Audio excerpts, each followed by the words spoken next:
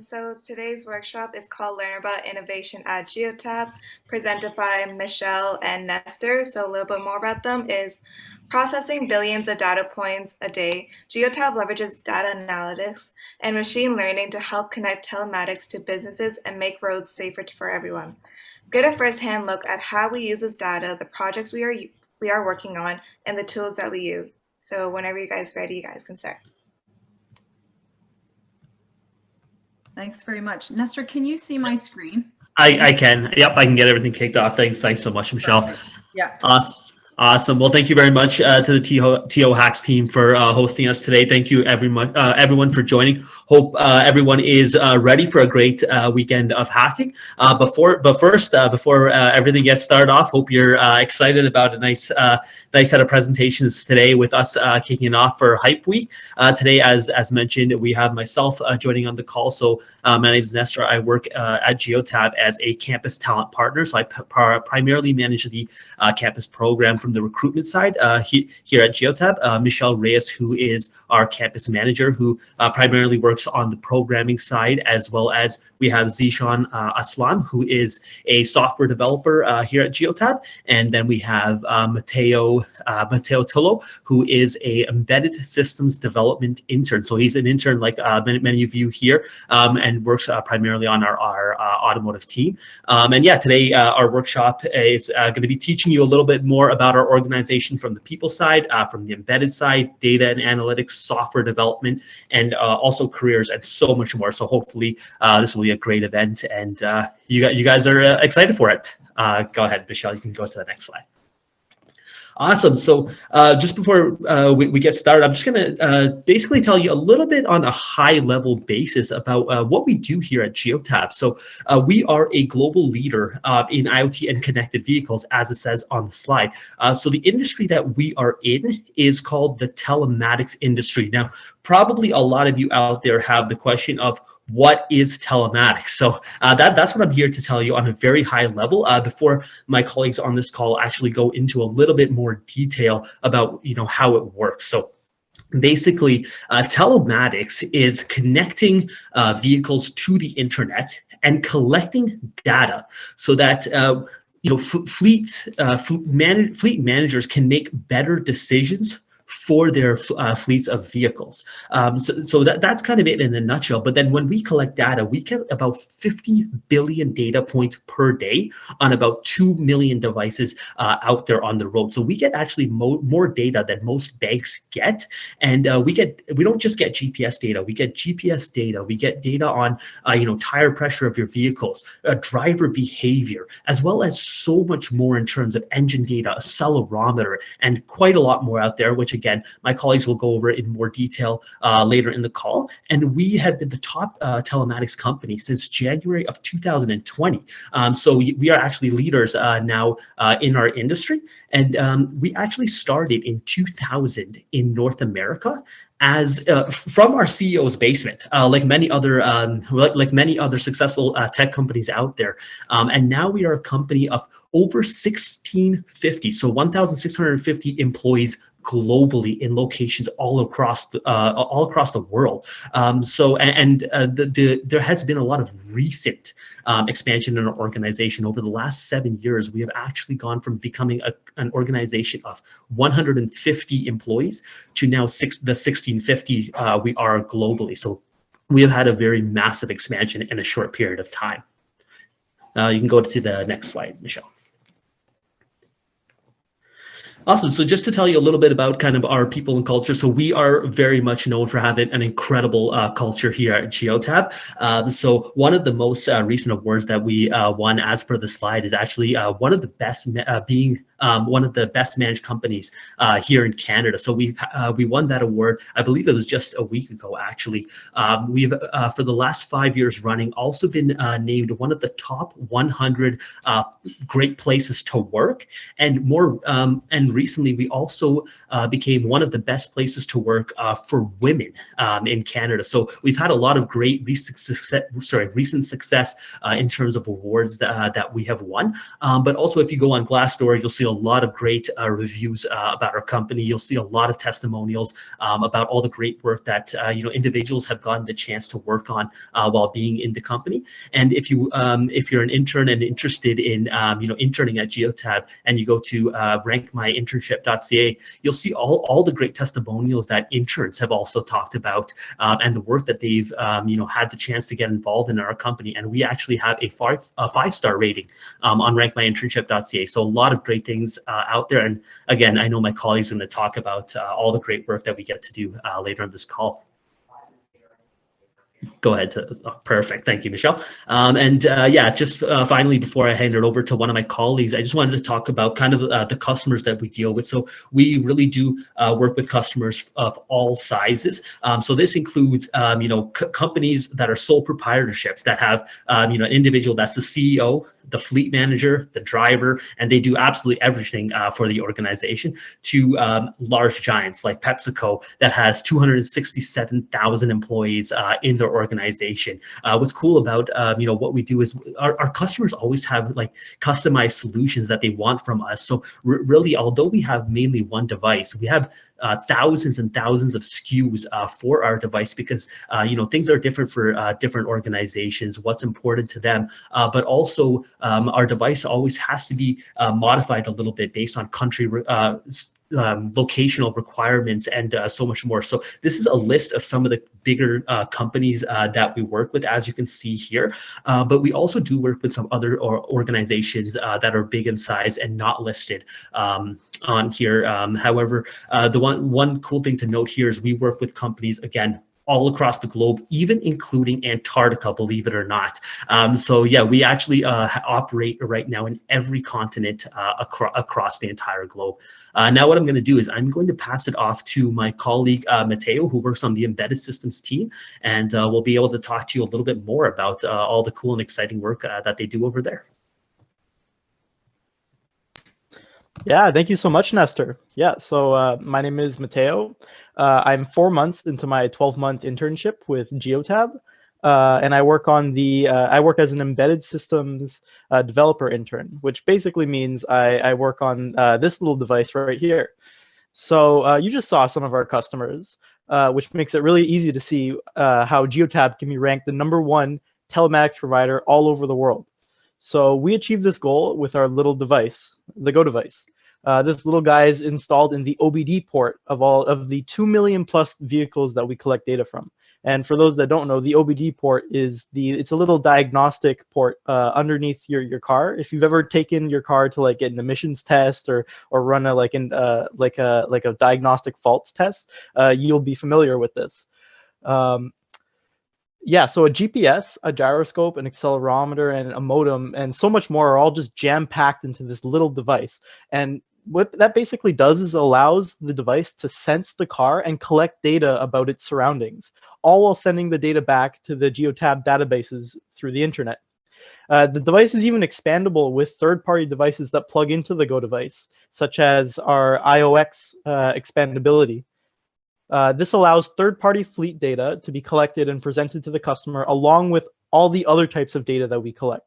As an embedded systems intern, I work daily on the firmware that this device runs. Like in particular, I'm on the engine data team, as Nestor said before, which collects data from the engine and the ECUs. And it collects data such as like RPM, engine speed, road speed, as well as other vehicle data such as seatbelt, fuel level, and oil level. Anything really that's on the CAN bus of the device, which is actually almost the entire sensors of the car. Next slide, please. Thank you. So all this data that we collect on the vehicles allow us to make very good educated guesses about the vehicle's surroundings. So for example, we can see that the windshield wipers are activated on many vehicles in the same general area. And if we see that, we can probably pretty accurately conclude that it is raining in that area. And we'll know right away as soon as it happens, even faster than many weather stations. One of the cool ways that we're using the data that I know of, which is being deployed, uses the accelerometer on the Go device's Z-axis data. And z-axis being like the up and down movement of the car. And you would think to yourself, like, why would you need to look at the z-axis data of the accelerometer? Why would a car go up and down? Well, by checking for the big changes in the z-axis, we can note where the potholes on the road are, and that's something that's really something that we have to deal with in Canada. Then I know that we work together with our local government. I think we work with the city of Mississauga to know exactly where to patch the road as soon as it happens. And these are just like a handful of ways that we can use the data. There's so much more that I know that my colleagues in the next slides will explain. So I'm going to hand it off to Zishan now to talk more about this. All right, thank you, Matteo. So my name is Zishan. Like Matteo mentioned, I've been working at Geotab for almost 2 years now, and I specifically work in the internal development department. And in there, I do things like work on integrations and solutions within Geotab, as well as create solutions and integrations for external partners, which leads to our unique open platform. So the Geotab open platform for fleet management offers unlimited possibilities with our SDK, APIs, and our IOX expandability, like Matteo mentioned. Using this, business can unlock more value from their solution with our growing ecosystem of partner solutions with our open platform, which allows them to create integrations with vehicles and data like location and much more into their company's organization and or third-party applications. So you might be wondering what kind of development tech stack we use. One thing's for sure, we're always using the latest and greatest technologies as soon as they're available. That's something we're a big proponent of. We don't like being behind. For example, with C#, we're already at .NET 5. We're not, and came out fairly recently. Same with Angular. We're at Angular 12, which came out a few months ago. So we're a big proponent of being at the latest and greatest technologies and being aware of the industry standards. So you might see the usage of C#, which is our primary, but there is a usage of Python, JavaScript, TypeScript with Angular, Swift, Java, and specifically Kotlin.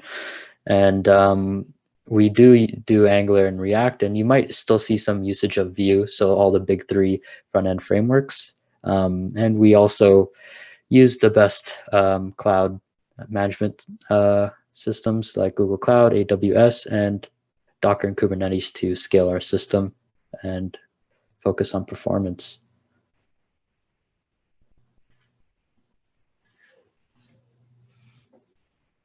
Unmuting myself would help.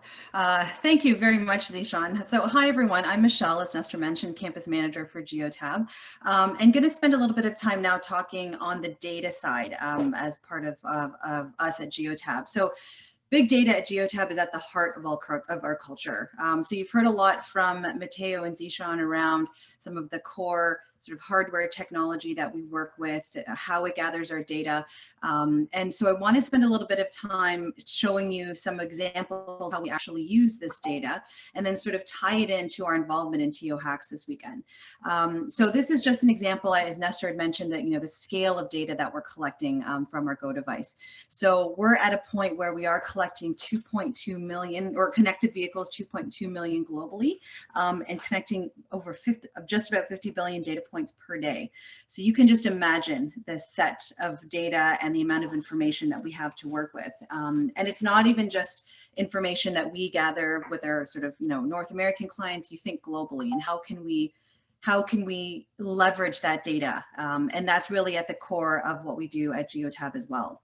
So wanted to just share with you again some insights in terms of how do we use this data and how does it come up. So here's just a few interesting data applications and how we sort of apply AI to it. So you've heard a lot about our device and how it's used to collect information from vehicles. So we will use some of that data, create some dashboards that our clients can use, which help with predictive maintenance. So giving our clients, you know, an idea like when was your vehicle going to fail, right? So helping businesses make those decisions sooner than later. Intelligent transportation systems. So thinking about, you know, municipalities. Matteo talked about the city of Mississauga. So how are we using the data that we're collecting to help support urban planning? When you think about, you know, how they're scaling cities and how they're making, again, these sort of municipalities much more efficient. Vehicle recommendations. So Nestor showed you a slide that talked about some of our different clients. So when you think about our large clients, like the, you know, the consumer packaged goods organizations or the sort of the shipping organizations, you know, we want to be able to help them make recommendations on how they can best choose their vehicles, you know, depending on what they're using their vehicles for. We have a whole line that's based primarily out of our Waterloo office that focuses on electric vehicles. So this is something that we have been putting a lot of focus into moving forward on how do we leverage that EV side of the business. And then finally, economic understanding. So, you know, how do we, again, help influence policy? How do we use the data that's being collected to help understand trends in the industry, especially, again, when it comes to telematics? And how do we use that, again, to make better decisions from a global scale? So this is just an ideas of how we use this data, but I'm going to show you a little bit more specifics that I think will kind of hit closer to home. So here's a visual of a data that we've collected to help discover key infrastructure changes and deploy automatic solutions for issues such as congestion, parking, and poor road conditions, specifically in Toronto. So again, you can imagine all the data that we're collecting between the customers that we have. This feeds into our sort of big data pool, and then we aggregate it and use it to produce these dashboards that we can then, again, work with different municipalities to help with making decisions. So what you're looking at right now is a data set that identifies the hazardous driving areas according to harsh braking and accident level events within a specific area. So we pull this data regularly and it refreshes as we get more data, but you can see in those green spots just where some of that congestion is coming from. So ideally, from an urban planning perspective, you would look at this data, you would look at this dashboard and then sort of this visual, and that should help you in terms of making better decisions and planning decisions moving forward. I'll give you another example. This is, so a little while ago, but a really great example that we like to use. We took the data from our telematics devices within Mexico, and we provided useful information, which was actually unexpected in this time of sort of what was happening with this natural disaster. So our Go device can actually be used to monitor the effects of other forces that are acting around the vehicle. So for example, while the vehicle is parked. So in this case, there was sufficient G-force applied to the vehicle that resulted in triggering the Go device's accelerometer. So it was gathering this data, and it actually helped to predict the exact time of this earthquake. So, you know, we use this data on a macro scale, again, to help to provide tool to better understand some of these disaster ramifications that might be coming, to help predict some of these issues, again, to hopefully be able to plan better and to respond better as well. So a lot of different ways that we use the data that is gathered coming from this Go device. So it's not strictly, when we talk to students a lot, it's sometimes the thought process is that we're strictly just gathering GPS data. But there's a lot more opportunities and a lot more data points that we collect, and then we can actually use them in different formats.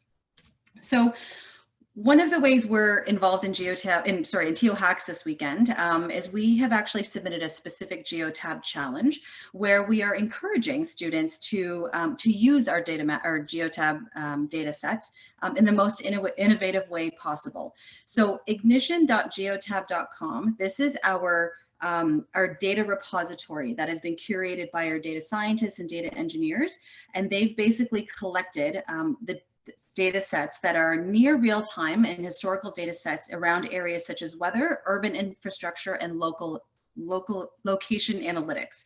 And so what we've done is we've put all of this together into this repository to allow for, again, to allow for people to access this data and use it in terms of their planning. So we're encouraging anybody who's doing the Geotab challenge this weekend. We would be providing you access to the Ignition platform. If you go onto your hacker package, you will see a link to the Geotab challenge. We have a Google form there where you can fill out, and then we will send you username and login information to access Ignition. Once you're in there, again, you'll be able to play around with all the data that we've gathered and really look at how you might be able to leverage the data in terms of coming up with a really awesome solution to sort of whatever problem. And so we really encourage you to get creative. The only thing I would suggest would be maybe looking at our website a little bit more at some of our key pillars and what we definitely focus on from Geotab as an organization. So for example, things like sustainability is a very big one for us. Safety is another one that we really put a lot of emphasis in terms of what we do. So we'd be definitely looking and very interested in solutions that hit some of those pillars. But sky's the limit. We encourage you to look at the data set, to think outside the box and think what you might, how you might be able to use this data sets in the most creative way as possible. So again, it's all in your hacker package in terms of accessing details for Ignition, for getting the login information for Ignition, and we will start to send that information out by tomorrow morning at before opening ceremonies begin. Right. So I'm going to turn it back over to Nestor to talk a little bit more now, sort of more on the culture and the people side for us at Geotab. Awesome. Thank you very much, Michelle, for all of that and for letting me talk about culture and people side of Geotab. So yeah, as I kind of mentioned before in the presentation, Geotab is a company that's known for its culture, known for really pushing the needle forward, with all of our employees. So one thing you get when becoming a Geotabber is lots of autonomy. So I know one thing that Zishan has said in previous presentations that we've done in many different schools is that as a software developer, you are given direction, but you're never told exactly, specifically what you need to do when and how it needs to come out. It's all about creative freedom and autonomy in the way that you do your work. We understand that everybody works in a, better in a different way, and we want to encourage individuals to, take that approach in the work that they do. We are not a micromanagement culture by any means, and we'd love to encourage that autonomy and give that to our individuals.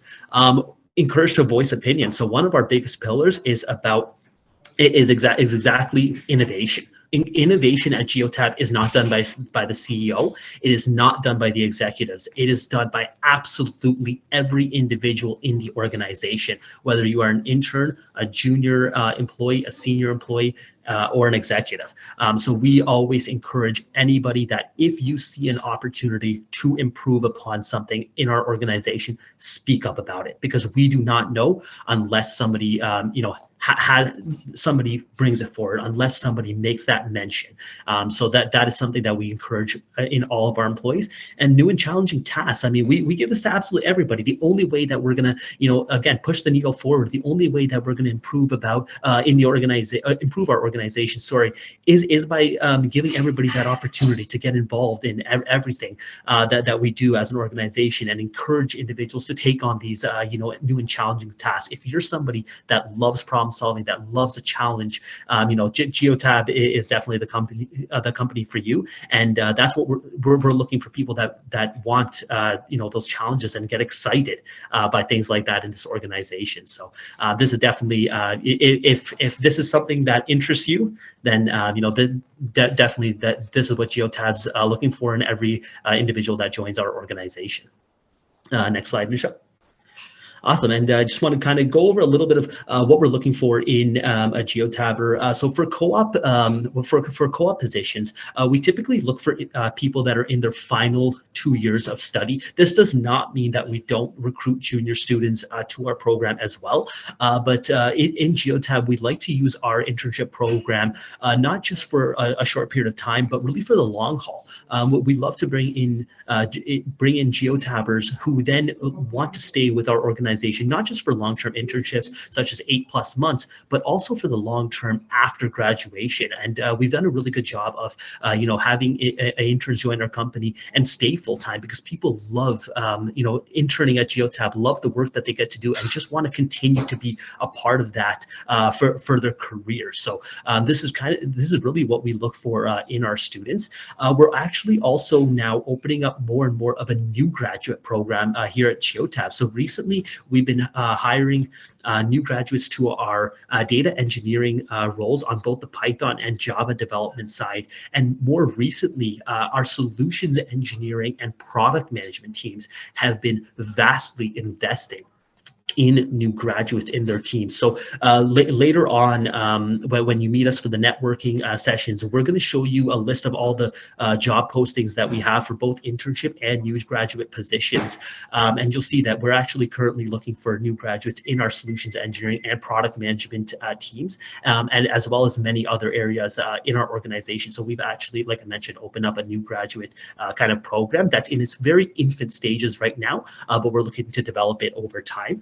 And typically what we look for are those that are in engineering disciplines and computer science, because we are at the end of the day an engineering company. But we also do have opportunities in all areas of our business for junior employees, as well as interns such as finance, HR, operations, and many other areas. And then what's very important as well when we look for junior individuals as well as interns in our organization are the soft skills. It's strong communication skills. It's the passion for the work that we do, for innovation, technology, and everything else that kind of goes along with it. Because one thing we believe in our organization is that we can teach anything to anybody, but at the end of the day, you have to have that willingness to learn. You have to have that drive to succeed. If you have all those things, then we can teach you what you need to know in terms of the actual coding skills to do the job.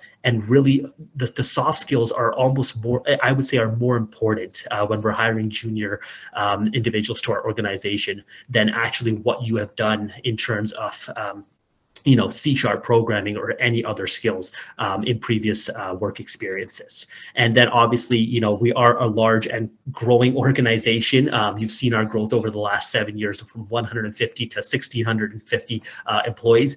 That with that comes a very, very fast-paced environment. So if you're comfortable working in that kind of space and that's something that you want to be a part of, then this is exactly what we're looking for. And we are, as mentioned at the bottom of the screen, actively recruiting for September 2021 roles right now. Again, we will share the document over the weekend when we get to meet all of you further. And we have a lot of opportunities where I think we have over 40 opportunities now listed for our September hiring period. So lots to get excited about for sure. Next slide, Michelle. Awesome. And I just want to close off by saying, these are our social media channels. So we are on Facebook, Twitter, LinkedIn, YouTube, and you can also follow us on Instagram at Inside Geotab.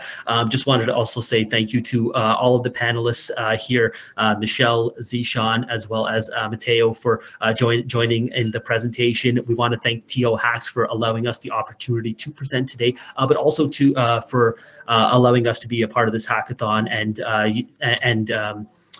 meet all the hackers this weekend and have a lot of you excited and interested individuals join our hack. And we want to thank all the participants for joining this presentation and for listening to us. We hope you all enjoyed it. We hope you all enjoy a great weekend of hacking, and hope you all like I said, enjoyed the presentation and are excited for Hype Week starting today.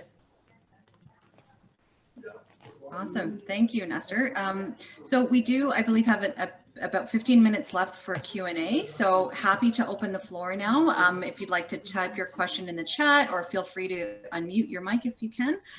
We'd be happy to answer any questions.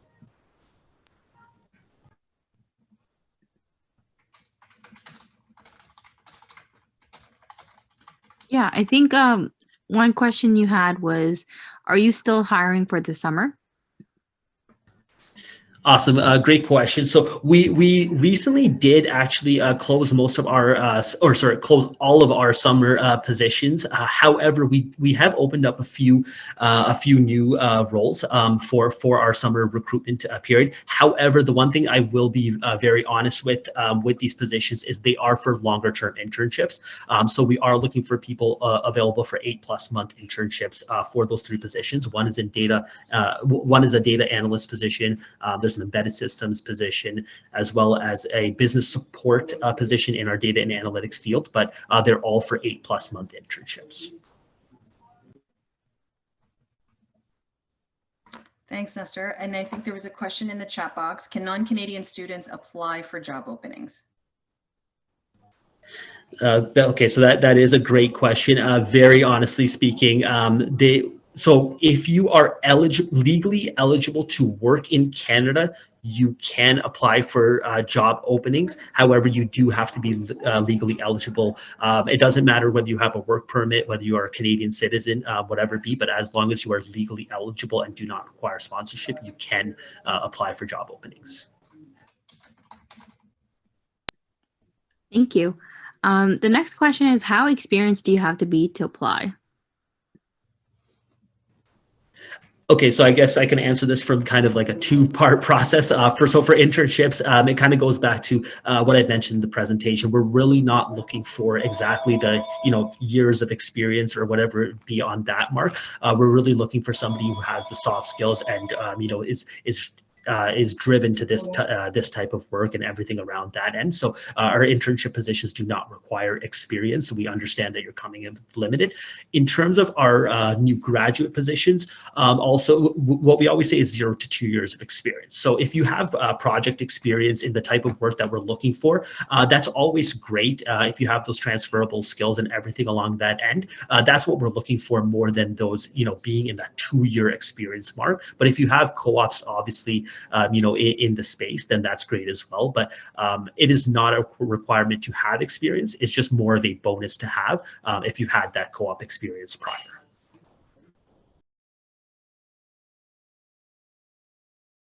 Thank you. The next question is the work term available to be part-time? Yeah, so that's a great question. Unfortunately, not.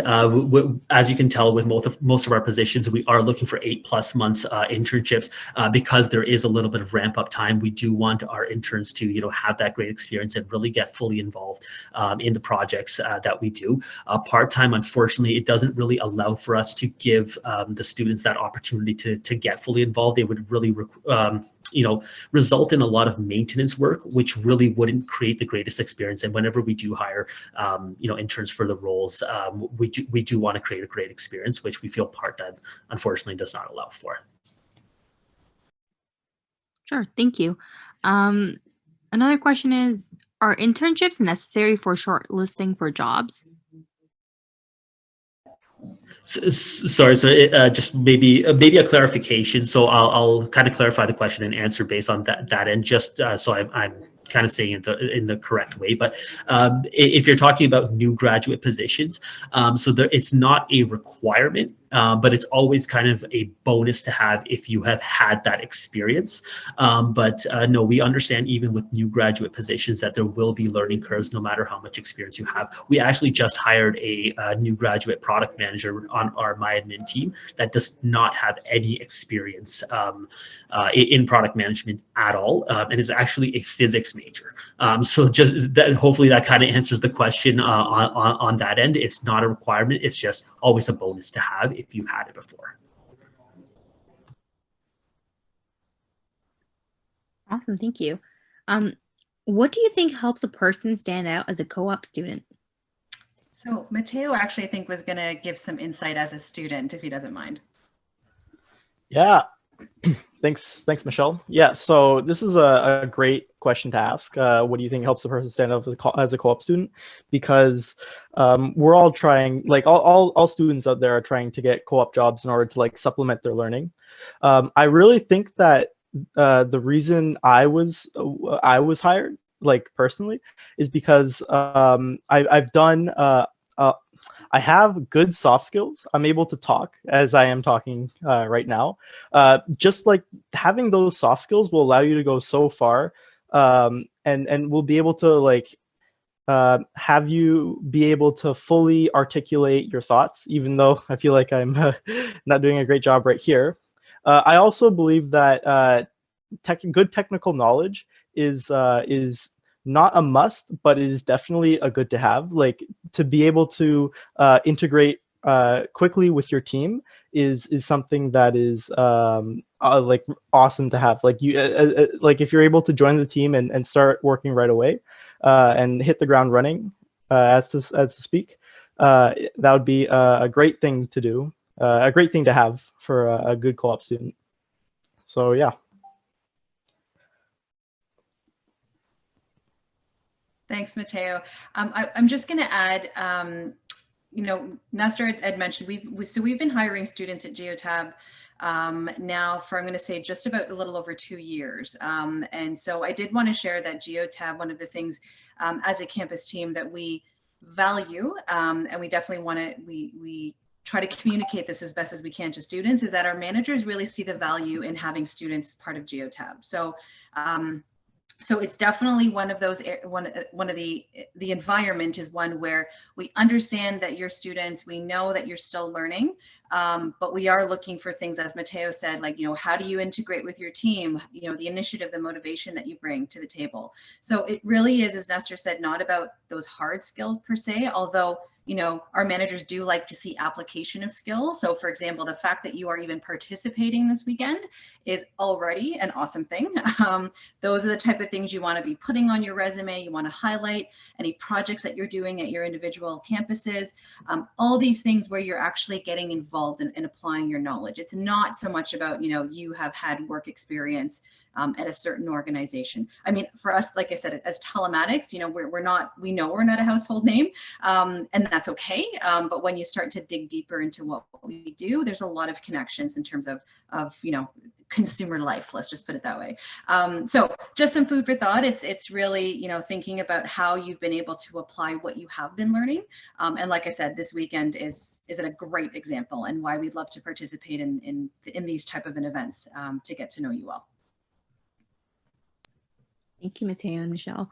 Another question is, when do you start hiring for winter semester?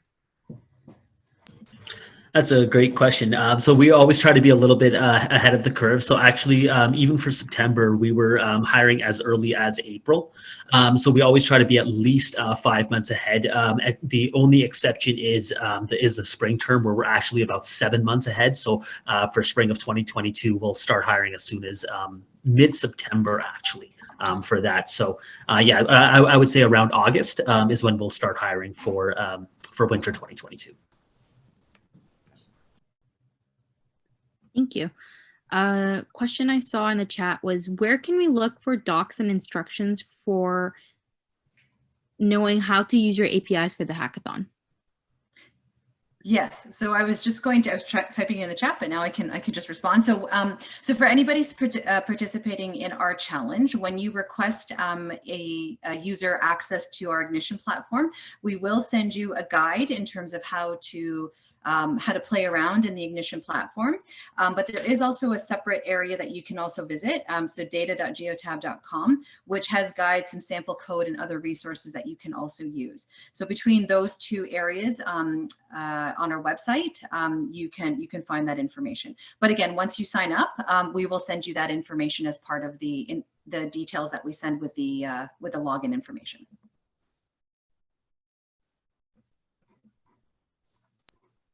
Thank you. And next question, what is a day in life like at Geotab?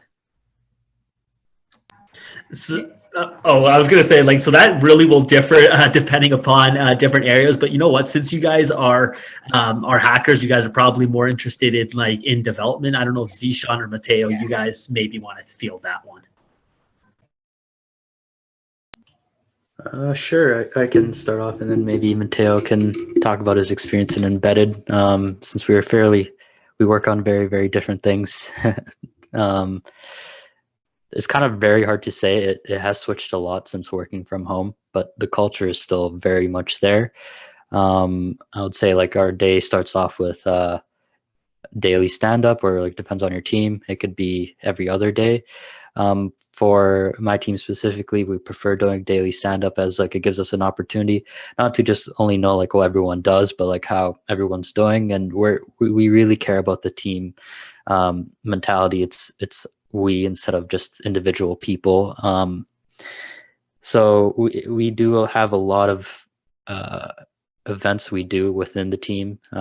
We play games on the side, and just for development specifically, we can be working on anything throughout the day. It could be a bug, it could be a technical debt case, and it could also be like something completely new.